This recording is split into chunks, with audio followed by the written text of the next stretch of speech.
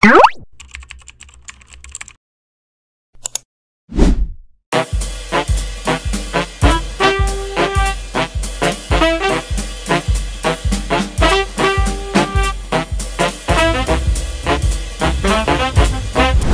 mga kababayan!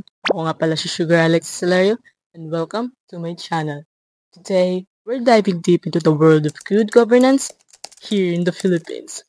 But we're gonna make it more funnier than a politician's campaign promise. Ang pagpapagawa ng kahit anong klaseng papeles sa gobyerno ay kasing dali lang ng pag-order ng halo-halo sa mainit na araw. Asus! Baka naman parang nag-order ka lang ng halo-halo sa naka-blindfolded na tindero. Nakakala mo naman sasabak sa PGT. Show your talent yan. Uy, ano nga ba ang red tape?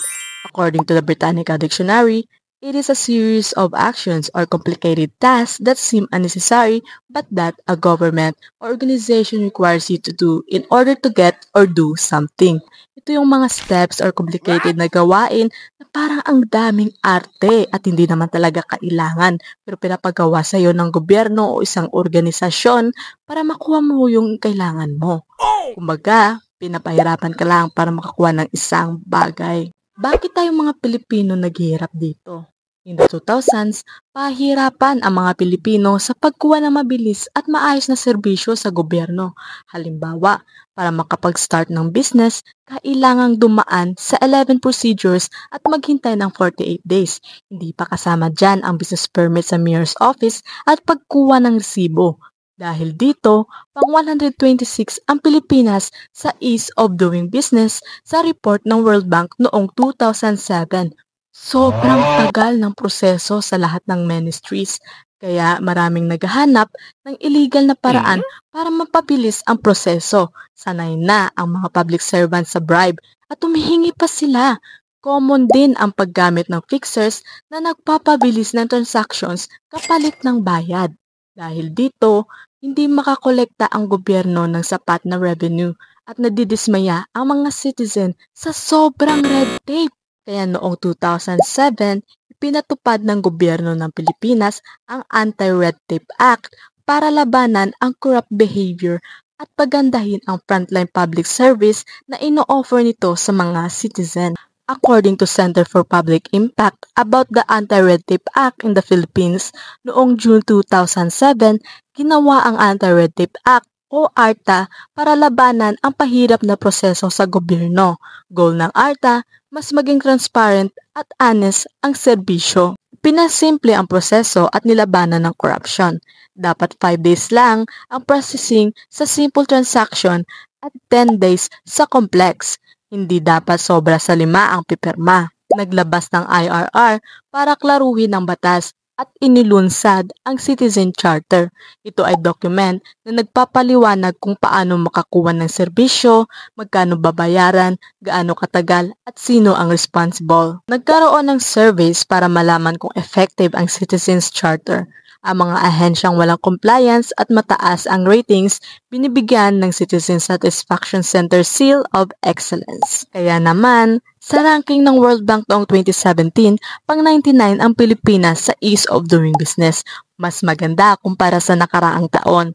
Kahit dumami ang procedures sa pagkuha ng business permit from 11 to 16 procedures, ay bumaba naman ang waiting days from 48 days to 28 days. Base sa survey ng CSC, mas gumanda ang serbisyo ng gobyerno. Dumami ang offices na nakakuha ng excellent rating.